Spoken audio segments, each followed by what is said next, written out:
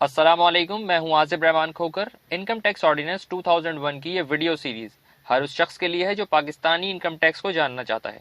इंशाअल्लाह इस video series में हम सेक्शंस को स्किप नहीं करेंगे। ये वीडियो सीरीज इसी तरतीब में चलेगी जैसा कि इनकम टैक्स ऑर्डिनेंस 2001 है।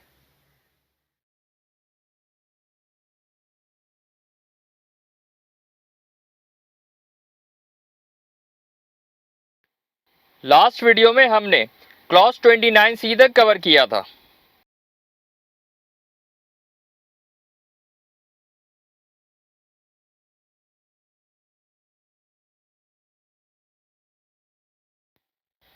क्लॉज 30 को स्टार्ट करने से पहले हम 3 पॉइंट डिस्कस करेंगे। Number 1, difference between tangible and intangible assets. Number 2, difference between purchase and self-generated goodwill. And number 3, any expenditure that provides an advantage or benefit for a period of more than 1 year. Tangible assets से मुराद है वो asset जो physical appearance रखते हों, for example plant, machine, building वगैरह। यानी simple words में हम कह सकते हैं कि वो एसेट जिनको टच किया जा सकता हो, छुआ जा सकता हो। इनटेंजिबल एसेट्स बिल्कुल अपोजिट होते हैं टेंजिबल एसेट से, क्योंकि ये वो एसेट हैं जो फिजिकल अपीयरेंस नहीं रखते हैं, यानी इनको टच नहीं किया जा सकता। फॉर एग्जाम्पल सॉफ्टवेयर वगैरह।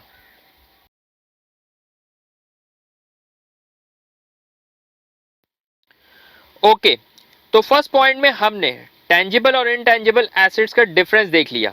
अब सेकंड पॉइंट जो हमको क्लॉज 30 को देखने से पहले मालूम होना चाहिए वो है purchase and self generated goodwill का फर्क। सेल्फ जनरेटेड यानी वो गुडविल जिसको मेहनत से कमाया गया हो, एफर्ट की गई हो जिसके लिए। अगर आप अपने इर्द गिर्द देखेंगे तो बहुत से बिजनेसेस और ब्रांड्स आप नोटिस करेंगे जो सालों से पब्लिक को एक स्टैंडर्ड क्वालिटी सर्व करके अपना नाम मेंटेन किए हुए हैं, लेकिन इसको ऑब्जेक्टली वेरीफाई नहीं किया जा सकता। जबकि परचेज गुडविल को वेरीफाई किया जा सकता है इस अमाउंट से जिसे पे करके इसे लिया गया है, और इसको परचेज करने का मकसद ही इससे फ़ायदा हासिल करना होता है। यानी हम कह सकते हैं कि एक ऐसा खर्चा जिससे सालों फ़ायदा उठाया जाएगा। कोई भी ऐसी चीज जिसकी अमाउंट का अंदाजा नहीं लगाया जा सकता इसको एसेट नहीं कह सकते। और सेल्फ जनरेटेड गुडविल के बारे में इस तरह के वर्ड्स का यूज नहीं करते सुना होगा कि इस बिजनेस ने 2 करोड़ की गुडविल कमा ली है या 50,000 की गुडविल कमा ली है। इसीलिए सेल्फ जनरेटेड गुडविल एसेट नहीं होती, लेकिन परचेज गुडविल एसेट होती है, क्योंकि इसमें एक नॉन बिजनेस या ब्रांड अपना नाम एक सर्टेन अमाउंट के अगेंस्ट देता है। अपना नाम देने से मतलब है कि नाम यूज करने की इजाजत देता है। इसकी एग्जाम्पल के लिए हम डिफरेंट फ्रेंचाइजेस को देख सकते हैं।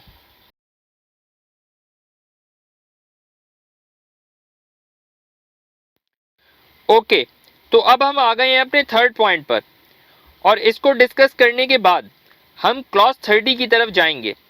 क्लॉज 30 से पहले जो थर्ड पॉइंट हमें मालूम होना चाहिए वो है एक ऐसा एक्सपेंस जिसको करने से हासिल होने वाले फ़ायदे का ड्यूरेशन 1 साल से ज़्यादा हो। इसकी ट्रीटमेंट क्या होगी? ऐसे एक्सपेंसेस जिनसे हासिल किया जाने वाला फ़ायदा 12 महीनों यानी 1 साल के अंदर ख़त्म हो जाए, इनको प्रॉफिट एंड लॉस अकाउंट से लेस करवाया जाता है। लेकिन अगर फ़ायदा 1 साल से ज़्यादा अरसे तक होगा तो इनको कैपिटलाइज किया जाता है और इनके ऊपर डेप्रिसिएशन या एमोटाइजेशन लगाई जाती है। यानी हम बात कर रहे हैं नॉन करंट एसेट्स की, जिसमें एक एसेट से हासिल किया जाने वाला बेनिफिट 1 साल से ज़्यादा होता है। अब ये नॉन करंट एसेट टेंजिबल भी हो सकता है और इनटेंजिबल भी। अगर एसेट टेंजिबल हो तो इस पर डेप्रिसिएशन लगाई जाती है, और अगर इनटेंजिबल हो तो इस पर एमोटाइजेशन लगाई जाती है। अब इस पॉइंट को कंक्लूड करते हैं एक एग्जाम्पल के साथ। फर्ज करें एक मशीन खरीदी गई एक बिजनेस के लिए, और बिजनेस की नेचर ऐसी है कि इसके लिए लाइसेंस लेना भी ज़रूरी है। यानी एक खर्चा किया गया मशीन को ख़रीदने के लिए और एक खर्चा किया गया लाइसेंस को लेने के लिए। अब मशीन की फिजिकल अपीयरेंस है, यानी इसको टच किया जा सकता है, लेकिन लाइसेंस सिर्फ एक इजाज़त है और इजाज़त को टच नहीं किया जा सकता। लेकिन एक्सपेंस तो दोनों में किया गया और बेनिफिट भी दोनों से हासिल किया जाएगा। अब अगर ये हासिल किया जाने वाला बेनिफिट 1 साल से ज़्यादा अरसे के लिए हो तो ये बात कही जा सकती है कि मशीन टेंजिबल एसेट है और लाइसेंस इनटेंजिबल है। होपफुली हमने अभी जो 3 पॉइंट डिस्कस किए वो क्लियर होंगे, क्योंकि अगर ये क्लियर हैं तभी आपको क्लॉज 30 क्लियर होगी। तो चलें अब हम क्लॉज 30 को इस ऑर्डिनेंस के अकॉर्डिंग देखते हैं। Intangible mean an intangible as defined in section 24। Intangible means any patent, invention, design or model, secret formula or process, copyright, trademark, scientific or technical knowledge, computer software, motion picture film, export quotas, franchise, license, intellectual property, or their like property or right, contractual right, or any expenditure that provide an advantage or benefit for a period of more than 1 year, other than expenditure incurred to acquire a depreciable asset or unimproved land, but shall not include self-generated goodwill or any adjustment arising on account of accounting treatment in the manner is as may be prescribed।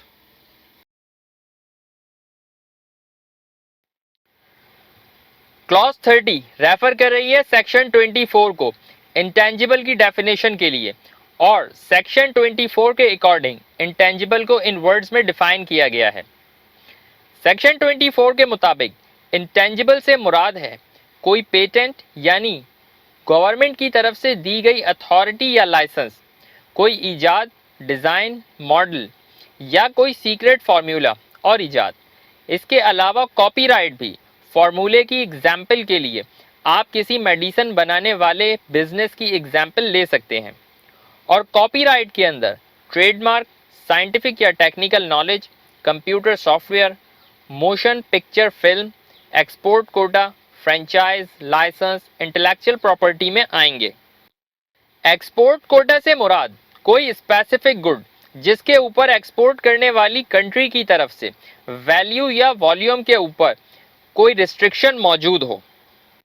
Intellectual property refer करती है creation of mind को, जैसे invention या कोई artistic work वगैरह।